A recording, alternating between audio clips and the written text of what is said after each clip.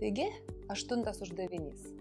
Yra duotas kubas ir reikia rasti kampą tarp tiesių, kurioms priklauso dvi kubo įstrižainės. Tai yra B1C ir A1B. Taigi, šios tiesės, kurioms priklauso nurodytos įstrižainės, yra prasilenkiančios. Kaip surasti kampą tarp dviejų prasilenkiančių tiesių?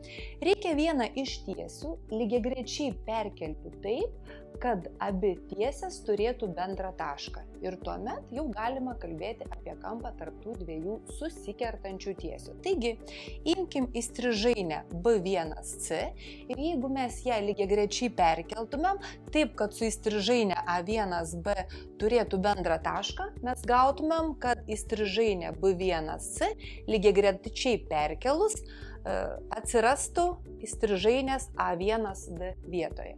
Aš šią įstrižainę pavaizduosiu. Dabar, kad galėtumėm nagrinėti kampą, dar galim nubraižyti įstrižainę ir DB. Mes gavom trikampį A1DB. Aš šį trikampį paryškinsiu. Grįžkime į pradžią. Mes turim kubą. Kubo visos sienos yra lygus kvadratai. Tų kvadratų įstrižainės taip pat yra lygios. Taigi žiūrim, kokį trikampį turim. A1DB.